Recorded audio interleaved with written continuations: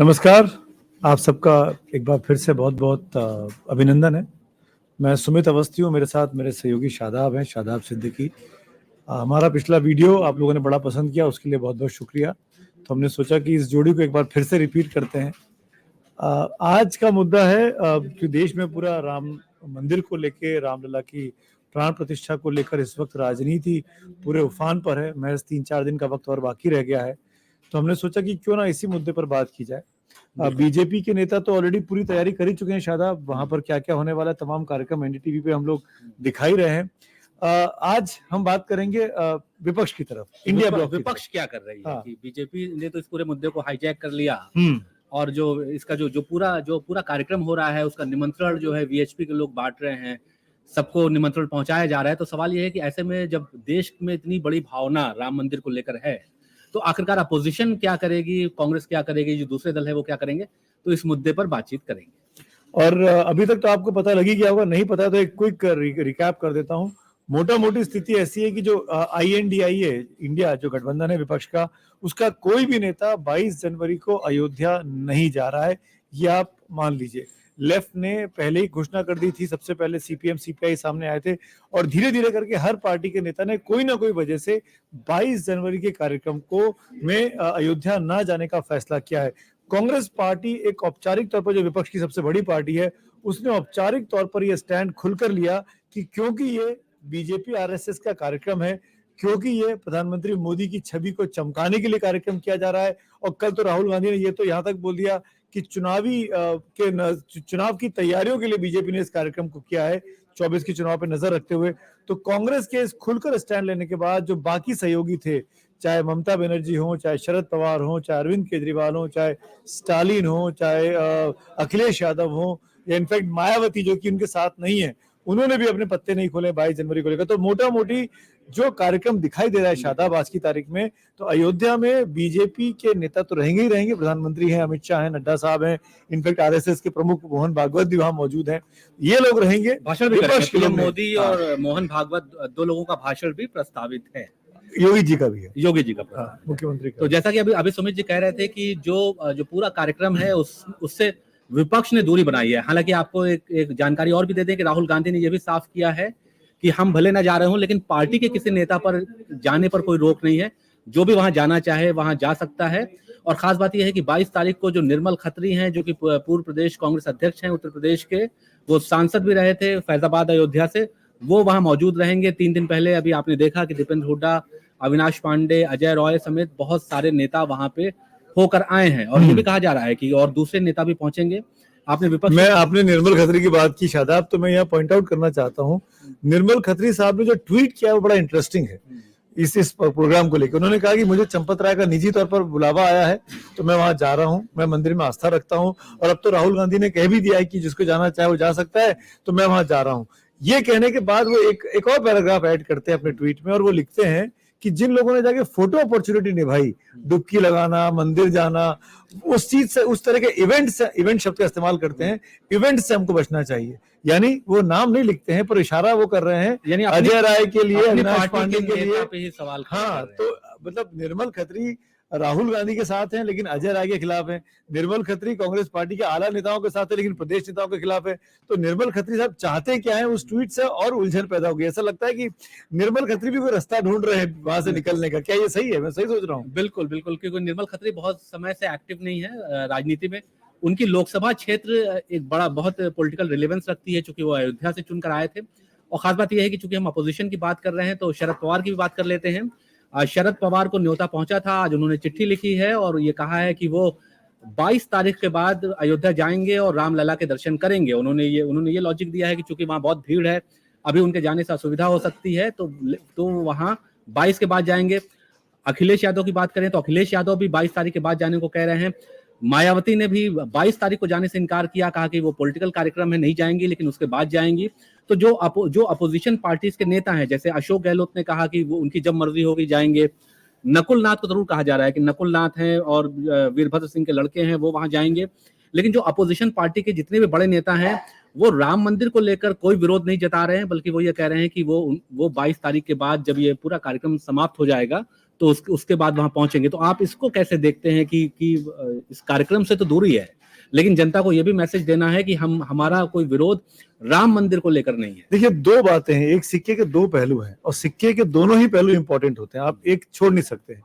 हमको समझना चाहिए शादाब, बीजेपी की राजनीति मंदिर के आसपास घूमती रही, तो बीजेपी के लिए बहुत बड़ा ओकेजन है, संघ परिवार के लिए बहुत बड़ा ओकेजन है और उसको वो कई सालों तक भुनाएगी चुनावी फायदे के लिए। क्योंकि बीजेपी को जब भी घेरा जाता था आज से 5 साल पहले, तो यही पूछा जाता था कि तारीख कब बताओगे, मंदिर वहीं बनाओगे, तारीख कब बताओगे। तो आज बीजेपी के पास मौका है, भाई मंदिर बन गया, तारीख हमने बता दी, आओ आओ शामिल हो। विपक्ष के साथ डिलेमा यह है कि वो रहे तो रहे कहां, क्योंकि कांग्रेस पार्टी ने जहां शिलान्यास करवाया, ताला खुलवाया, वो इतिहास आप बताइएगा, वो विपक्षी पार्टियां समझ रही हैं कि अगर आज हम हिंदू सेंटिमेंट के खिलाफ खड़े हो गए तो बहुत बड़ी तादाद में, क्योंकि आखिरकार प्रभु राम का मंदिर कहाँ होगा, वो भारत के बाहर तो हो ही नहीं सकता ना, स्वाभाविक हिंदुस्तान में ही बनेगा। हिंदुस्तान में हम सब के हमारे पुराणों में केंद्रित है कि अयोध्या में उनका जन्म हुआ, वो जगह जहां पर स्थापित हो रही है रामलला की मूर्ति वहां है या वहां से 10 किलोमीटर आगे पीछे है, तो उसी इलाके में ना। तो अब जब एक फैसला आया, सुप्रीम कोर्ट का फैसला आया, तो उस फैसले को मानते हुए आप उसके खिलाफ नहीं खड़े हो सकते थे। तो विपक्ष को ये लगता है कि अगर हम हिंदू वोटों के खिलाफ, हिंदू सेंटिमेंट के खिलाफ हो गए तो बहुत बड़ा वोटों का जो हिंदू वोट बैंक है वो उनसे दूर हो जाएगा, तो उनकी मजबूरी है। इसीलिए मैं कह रहा हूं कि पूरे देश की जो राजनीति है आज की तारीख में वो सॉफ्ट हिंदुत्व की तरह चली गई है। आप मुसलमानों के पक्ष, आप देखिए इफ्तार पार्टियां होती थी, खूब फोटो खिंचाई जाती थी, खूब चलती थी। जब से बीजेपी चल रही है बीते 7-8 सालों से विपक्षी पार्टियों के बीच भी इफ्तार पार्टियों की दावतें कम हो गई हैं, फोटो नहीं खींचती है, इक्का दुक्का लोग जहां शासन में है, पीएमओ में बंद हो गया। आपको हाँ, पीएमओ में बंद हो गया। मनमोहन सिंह कांग्रेस ने विपक्ष में रहकर शुरू में करते थे, हम सब लोगों ने अटेंड किया वो इफ्तार पार्टी, वो बंद हो गए। तो मुसलमान के साथ खड़ा होना, अल्पसंख्यक के साथ खड़ा होना इस देश में एक तरीके से ऐसा मान लिया कि हम उनके साथ खड़े दिखाई देंगे तो हम हिंदू विरोधी हो जाएंगे। इस डिलेमा में विपक्ष है, इसीलिए विपक्ष खुलकर मुसलमान के पक्ष में भी नहीं बोल रहा है और हिंदुओं के विरोध में भी जाना चाहता है। उसी डिलेमा के चलते शरद पवार और ममता बनर्जी ये कह रहे हैं कि 22 तारीख को नहीं जाएंगे, 22 के बाद हम चले जाएंगे, या 22 तारीख को, देखिए विडंबना देखिए, 22 तारीख को देश ना दिवाली मना रहा है ना होली मना रहा है, 22 तारीख को ना दशहरा है ना कोई बड़ा हिंदू फेस्टिवल है, कोई एकादशी या कोई ऐसा होता, वो सब नहीं है। 22 जनवरी को राम मंदिर की जब प्रभु राम का जन्म हुआ होगा, तो वेद पुराणों में ऐसा जिक्र है कि वो जो क्षण थे, जिस तरह के ग्रहों का मिलन था, वही ग्रह 84 सेकंड के लिए 22 जनवरी को मिलने वाले हैं, जिसमें प्राण प्रतिष्ठा हो रही है। उस ओकेजन पर विपक्ष के नेता जब जनवरी अयोध्या नहीं जा रहे हैं, वो अपने अपने इलाकों में कार्यक्रम कर रहे हैं। कर्नाटक में, कर्नाटक की सरकार कांग्रेस की है, वो पूरे राज्य में मंदिरों में आयोजन कर रही है। डीके शिव कुमार और सिद्धरामैया बोल चुके हैं, ममता बनर्जी कह चुकी हैं कि हम जाएंगे काली घाट के मंदिर में और सर्वधर्म संभाव सभा करेंगे, हर धर्म के लोगों को बुलाएंगे। अरविंद केजरीवाल ने हनुमान चालीसा पढ़नी शुरू कर दी है, तस्वीरें आनी शुरू हो गई, 7 दिन तक पाठ चलेगा सुंदरकांड। तो कुल मिलाकर मैं ये कह रहा हूं कि इस चीज से बच पाना विपक्ष के लिए आसान नहीं था। अगर विपक्ष कुछ नहीं करता तो हम और आप उनको घेर रहे होते कि कैसे लोग हिंदू परंपराओं को नहीं मानते, वो कर रहे हैं तो हम डिबेट कर रहे हैं कि विपक्ष करे तो करे क्या। तो विपक्ष की तो उलझन है, उनके लिए तो ट्रैप है। बिल्कुल, तो विपक्ष की दुविधा पे भी बात करेंगे और आपको इतिहास के पन्नों में ले चलेंगे। और 1989 का जिक्र जरूरी है, बताइए, जब राम मंदिर का शिलान्यास हुआ था और उस वक्त राजीव गांधी ने विश्व हिंदू परिषद को राम मंदिर के शिलान्यास की अनुमति दी थी, और जो तत्कालीन गृह मंत्री थे बूटा सिंह, उनको भी शिलान्यास में भाग लेने के लिए भेजा था। तो राजीव गांधी का एक बड़ा कंट्रीब्यूशन रहा था इस पूरे कंट्रोवर्सी में। और हालांकि उसके बाद राजीव गांधी को उस समय राजनीतिक खामियाजा भी उठाना पड़ा था, और जब जनता दल से उनकी फाइट हुई तो मुसलमानों का एक बड़ा वोट बैंक जनता दल में शिफ्ट हो गया था। और 89 में ही उत्तर प्रदेश का चुनाव हुआ था और 90 में बिहार का इलेक्शन हुआ था, और दोनों जगहों पे कांग्रेस की करारी हार हुई थी और जनता दल ने सरकार बनाई थी। तो माना जा रहा था कि राजीव गांधी ने जो शिलान्यास कराया था उससे मुस्लिम समुदाय नाराज हो गया था, और उसने जो उनका वोट बैंक है वो यूपी और बिहार में छिटक गया था और जनता दल को चला गया था। तो अब आप कांग्रेस की विडंबना समझ सकते हैं कि जिस राजीव गांधी ने वहां पे शिलान्यास कराया, बूटा सिंह को भेजा, आज वही कांग्रेस 22 तारीख को अयोध्या नहीं जा पा रही है। लेकिन इतना साफ है कि राहुल गांधी ने कल कहा कि उन्होंने कांग्रेस पार्टी के किसी भी नेता को अयोध्या जाने से नहीं रोका है। अगर कोई जाना चाहता है तो वो जाए, पार्टी के अंदर उसका स्वागत है, पार्टी उसका विरोध नहीं कर रही। और आपने देखा होगा कि कांग्रेस के सभी बड़े नेताओं ने ये घोषणा की है कि वो 22 तारीख के बाद अयोध्या जाएंगे। पर शादाब, इसमें ना कांग्रेस ने जो स्टैंड लिया, खुलकर बोला कि ये बीजेपी का कार्यक्रम है और बीजेपी के साथ हम नहीं खड़े हो सकते, हम ऐसे कार्यक्रम में नहीं जाएंगे जहां पे जो चुनावी पर्पज से किया जा रहा है और जहां पर वो, उसमें मुझे लगता है कि हमको इस बात का ध्यान रखना चाहिए। बीजेपी ने राम मंदिर को लेकर आंदोलन खड़ा किया, सालों पुराना उनका आंदोलन है पूरे संघ परिवार का, जो आज फलीभूत हो रहा है। क्या इस देश में बाकी जो धर्म के लोग रहते हैं, संप्रदाय के लोग रहते हैं, उन पर क्या बीत रही है? 24 घंटे 24 चैनलों पे, अखबारों में, डिजिटल प्लेटफॉर्म्स पर एक तरह की खबरें चल रही हैं। जो अल्पसंख्यक समुदाय के 20, 22, 25% की आबादी हिंदुस्तान में रहती है, उनके बारे में क्या है? मैं ये कहना चाहता हूं कि प्रभु राम हम सबके सम्मानित हैं, हम सबके लिए श्रद्धेय हैं, हम सब उनकी पूजा आराधना करते हैं, दूसरे धर्म के लोग भी उनको बहुत मानते हैं, और किसी को कोई, इनफैक्ट इकबाल अंसारी तो उस कार्यक्रम में भी शामिल भी कर रहे हैं जो याचिका करते रहे, केस लड़ा लंबे समय तक, उसमें हाजिर होते रहे। तो ऐसी परिस्थिति में क्या इस देश में सिर्फ हिंदू रह जाएंगे, या जो दूसरे धर्म को मानने वाले लोग हैं उनके मन में क्या बीत रही है? वो क्या हिंदुओं के साथ मिलकर आप रह पाएंगे सामान्य तरीके से आने वाले वक्त की राजनीति में? उसके बारे में क्या किया जा रहा है? उनका भरोसा कैसे जीता जाएगा जो अल्पसंख्यक समाज के लोग हैं? इस बारे में जो हुक्मरान है वो क्या कोशिश कर रहे हैं? जो मंदिर की रेस में, बीजेपी के ट्रैप में विरोधी पार्टियां आ रही हैं, वो क्या करने वाली हैं उस समुदाय के लोगों को के अंदर ये भरोसा जगाने के लिए कि आप हिंदुस्तान की आवाम है, हिंदुस्तान में जैसे बीते 75 साल से, अरबों साल से हम रहते हैं साथ साथ, तो हम साथ साथ ही रहते रहेंगे। इस पर तवज्जो देने की बहुत ज्यादा जरूरत है। इस जो कम्युनल हार्मनी की बात हम कहते हैं, जब हम गंगा जमुनी तहजीब की बात कहते हैं, उसको बनाए रखना यहाँ पे बहुत जरूरी है। शायद ऐसा लगता है कि इसके लिए जेपी नड्डा कुछ कोशिश कर रहे हैं। आपको याद होगा कि 25 दिसंबर को क्रिसमस के दिन वो चर्च गए थे, आज वो गुरुद्वारे गए थे और वहां पे जाकर उन्होंने मत्था टेका है।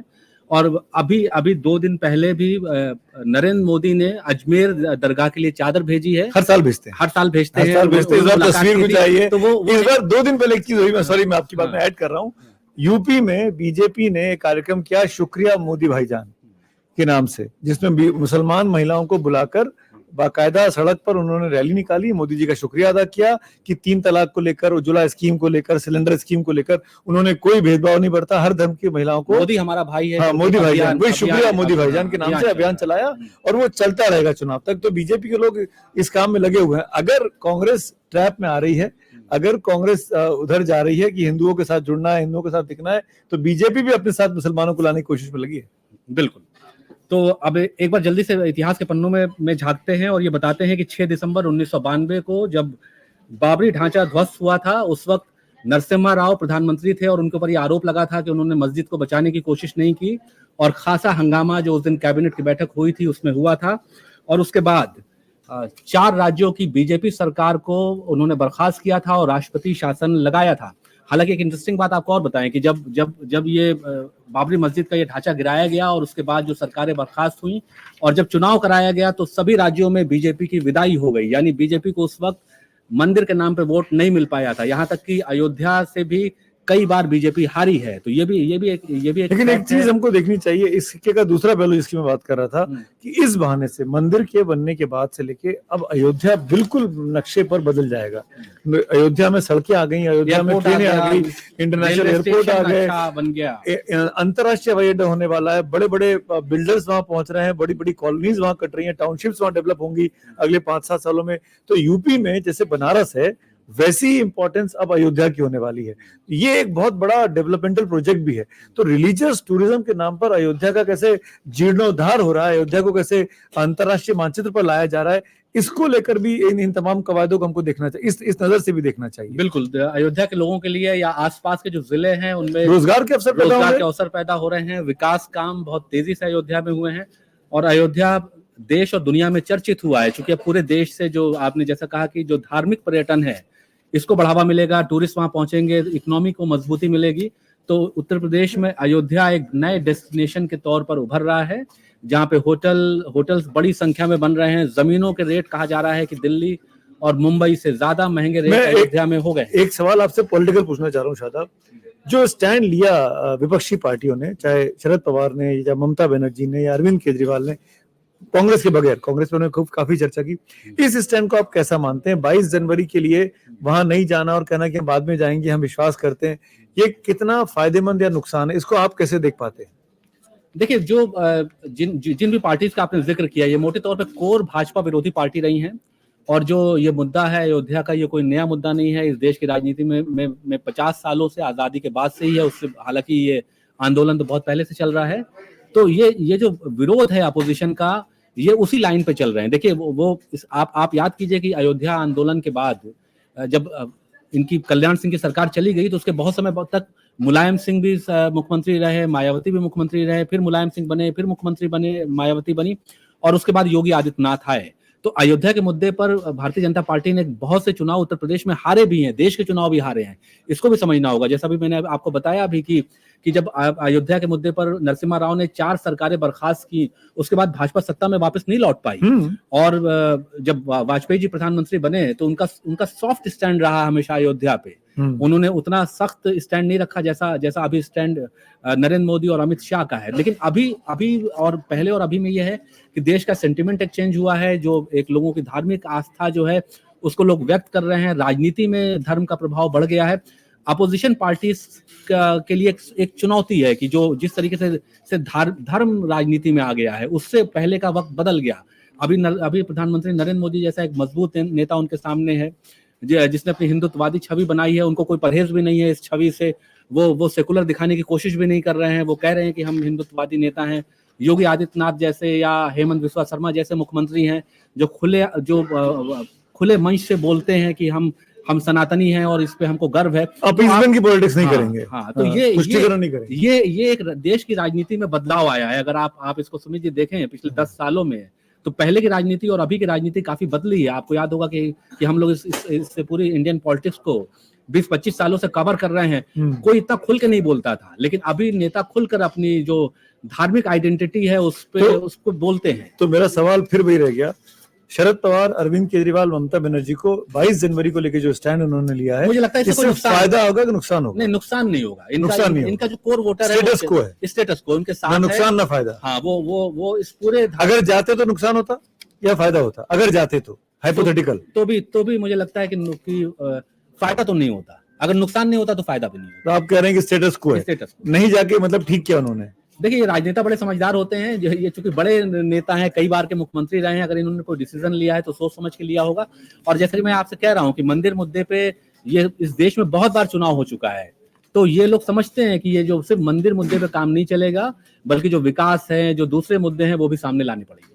बड़ी इंपॉर्टेंट बात शादाब कह रहे हैं कि विपक्ष ने अपने हिसाब से, अगर बीजेपी चुनाव के माहौल में राजनीति कर रही है, तो विपक्ष भी चुनाव के माहौल में राजनीति कर रहा है। विपक्ष का काम था इस मामले को लेकर बीजेपी पे सवाल खड़े करना, जो शायद हम लोग इसीलिए इस चर्चा को आज कर भी रहे हैं और अब कह रहे हैं कि मंदिर पर देश की राजनीति गर्मा गई है, वो इसीलिए कि विपक्ष इस पर सवाल खड़े कर रहा है। अदरवाइज तो सब जा रहे होते।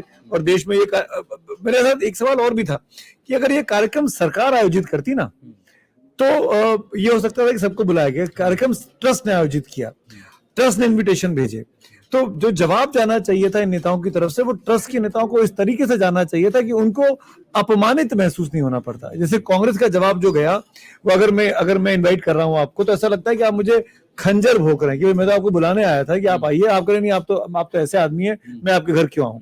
तो इस तरह की ब्लंट भाषा का इस्तेमाल नहीं करना चाहिए था। राजनीति आप भले ही करते रहते। देखिए, उसमें डैमेज कंट्रोल किया अखिलेश यादव ने। उनका आप जवाब देखिए तो बहुत सधा हुआ जवाब है। शरद पवार का जवाब बहुत सधा हुआ है। जो दूसरे अपोजिशन लीडर हैं, उनका जवाब सधा हुआ है। कांग्रेस का जो जवाब था, उसके बाद हालांकि कांग्रेस ने भी डैमेज कंट्रोल की कोशिश की और अपने लोगों को भेजा। राहुल गांधी ने कहा कि हम खिलाफ में नहीं है, जिसको जाना है जाए, जब जा सकते हैं। तो राहुल गांधी समझे कि हमारा नुकसान, राजनीतिक तौर पर नुकसान इस मुद्दे से हो सकता है। बिल्कुल। तो मेरे ख्याल से हमने काफी विषय कवर कर लिया है। इस पर विराम देना चाहिए। अगर आपको कुछ और कहना चाहते तो बोलिए। अभी आप ऑलरेडी 15-20 मिनट हो चुके हैं। नहीं, अभी तो लगता नहीं कि ऐसा कोई बड़ा अभी अपडेट सामने है, लेकिन इतना जरूर है कि 22 तारीख के बाद आप तमाम विपक्षी दलों के नेताओं को अयोध्या की सैर करते हुए देखेंगे। एक बयान जरूर आया था मध्य प्रदेश के जो कांग्रेस अध्यक्ष हैं जीतू पटवारी, उन्होंने ये दावा किया था कि वो 1 लाख लोगों को लेकर अयोध्या जाएंगे, 1 लाख लोगों को भेजेंगे, मध्य प्रदेश कांग्रेस अपने खर्चे से भेजेगी। तो ये 22 तारीख के बाद भी जो पॉलिटिकल लोगों को अयोध्या जाना है वो रुकेगा नहीं, बल्कि हो सकता है कि अपोजिशन के नेता आपको ज्यादा दिखाई दे। 22 को बीजेपी के लोग दिखाई देंगे और 22 के बाद अपोजिशन। बीजेपी ने प्लान बनाया अगले 1 महीने का पूरा, नेक्स्ट 45 डेज का बीजेपी का प्लान है। हर एमपी एमएलए को बुला के अपने इलाके से लोगों को लेके स्पेशल ट्रेनों में, स्पेशल बसों में ले जाइए, अयोध्या में दर्शन कराइए। 45 दिन क्यों? क्योंकि 45 दिन के बाद चुनाव शुरू हो जाएंगे। तो पूरा मोमेंटम बना दिया है कि मंदिर जो है स्क्रीन से हटना नहीं चाहिए, अखबारों के फर्स्ट पेज से जाना नहीं चाहिए। तो चलिए इसको यहीं वाइंड अप करते हैं। ठीक है, नमस्कार, थैंक यू।